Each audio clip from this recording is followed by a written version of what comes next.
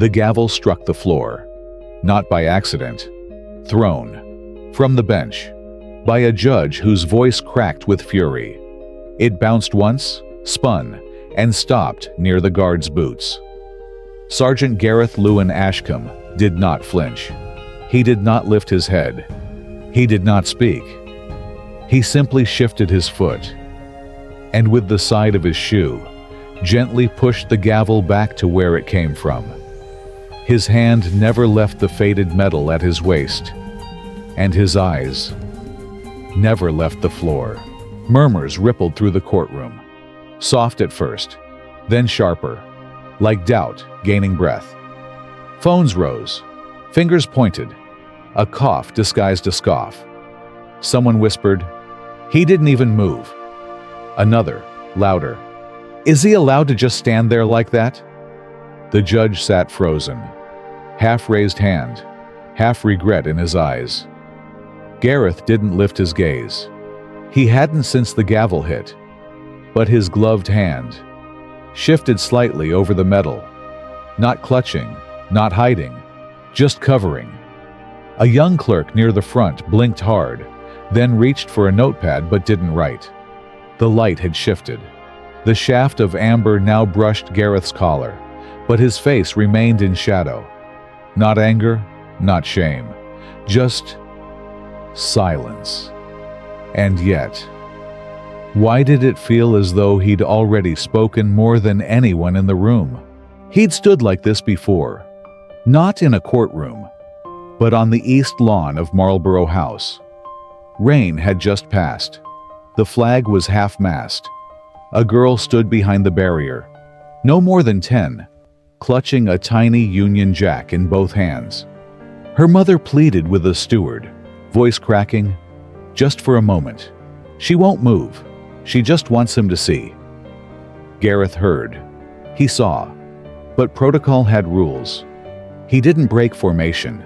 He didn't nod. He didn't turn. 2 weeks later, he saw her photograph in the Evening Standard. Missing. Last seen with the same red flag in hand. He kept that paper, folded, inside a drawer, face turned downward. Now, as voices swirled behind him, a boy's quiet breath caught somewhere to his left. Gareth's hand pressed lightly over the metal once more. Not to remember, but to keep something buried from rising too soon. A shutter clicked, then another. No flash. Just the sound, clean, surgical. Someone cleared their throat, louder than needed. A phone vibrated against a briefcase. Another screen tilted, zoomed. Gareth didn't move, didn't adjust. The light had shifted again. What was once warm, now slanted, thin, gray, casting the frame of his body across the oak floor, like a shadow too long for the room.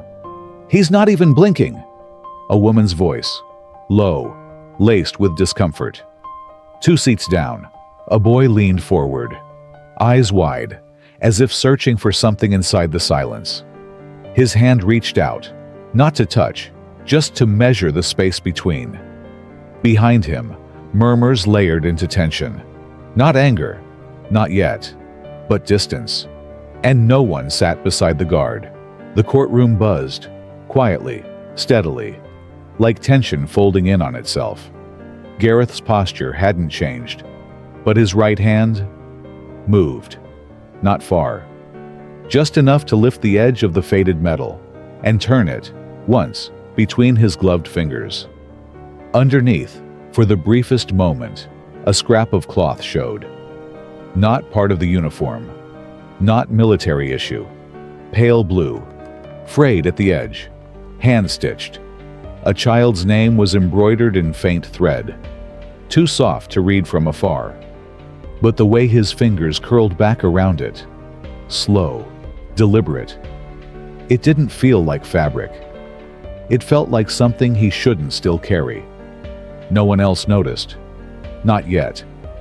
But the boy in the gallery leaned forward, eyes narrowing.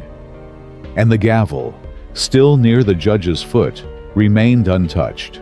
The tension cracked, not from Gareth, but from the crowd. A man in the second row stood up too fast. "He's mocking the court." His voice snapped across the benches. A woman near the door pulled her phone down. Another raised hers higher. Two barristers exchanged glances. One mouthed, "Do something." The judge hadn't moved. The gavel still lay untouched, as if even authority no longer wanted to be held. Gareth's breathing changed, not louder, but shallower.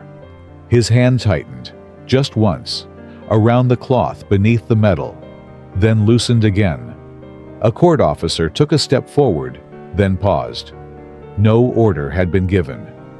Behind Gareth, the boy was now standing on the bench, his small hand resting on the backrest in front. His eyes locked, not on the noise, but on the guard's left boot. Something about how it hadn't moved. Not once. Not even when the insult landed. The boy on the bench whispered something to his mother. She didn't hear, or didn't want to. But a woman 3 rows back did.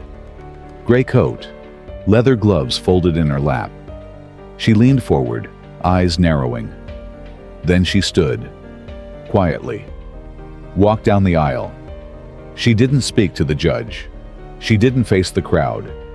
She walked straight to the gallery railing and placed a folded photograph on the wood. A child's drawing, crumpled at the edges. A soldier in red. And a name, stitched in thread, matched the cloth Gareth still held.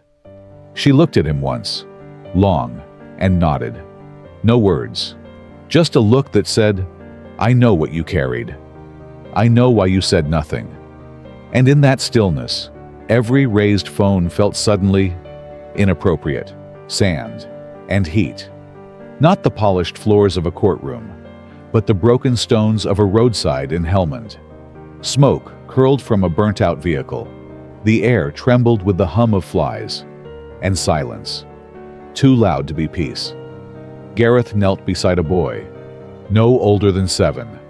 Hands blistered, eyes wide. A Union Jack wrapped clumsily around his wrist, like a bandage made from someone else's country. Behind them, someone shouted. Too late. The blast came from under a crate. Dust surged. And when it settled, Gareth's fingers were still locked around the child's shoulder. What remained of it?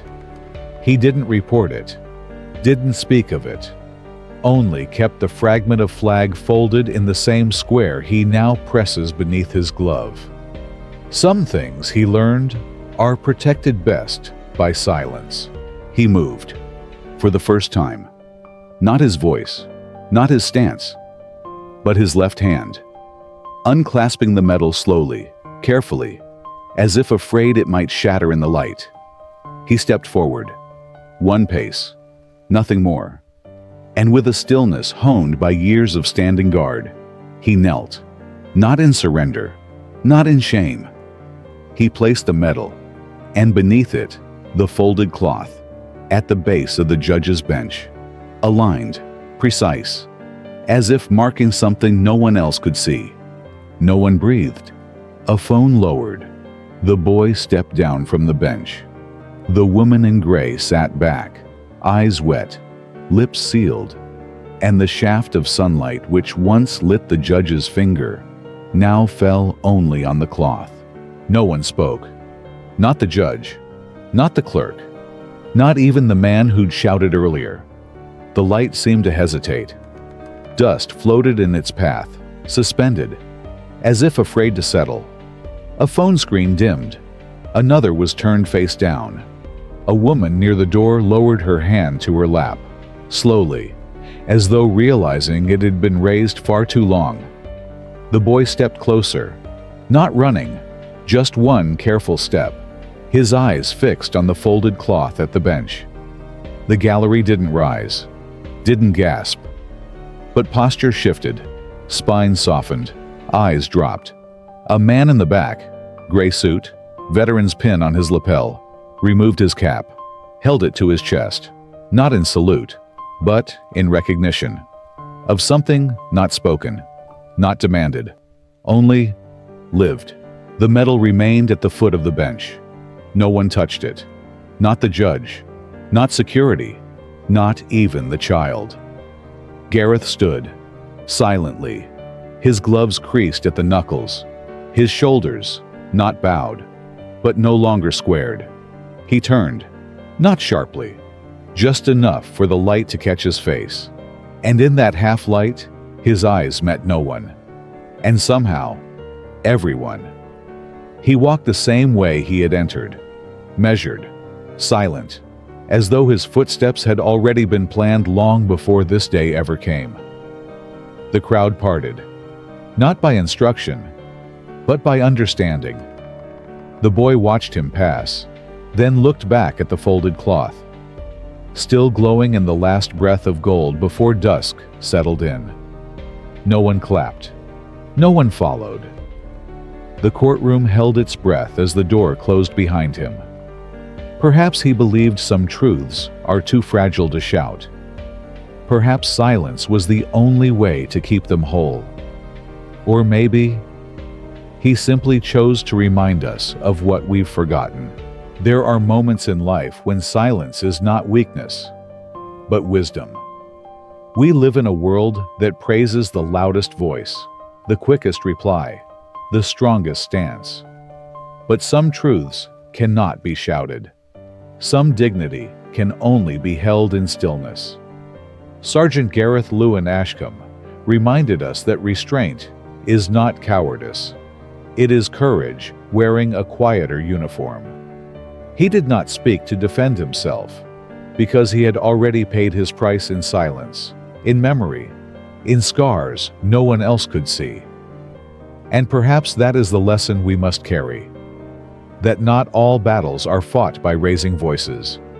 Some are fought by standing still, while the world tries to shake you. Some are won by refusing to let anger take the place of grace. To the older soul watching this, you know this truth already. You've lived it. In choices you didn't explain. In hurts you bore without applause. And maybe today, we are just learning again what you never forgot.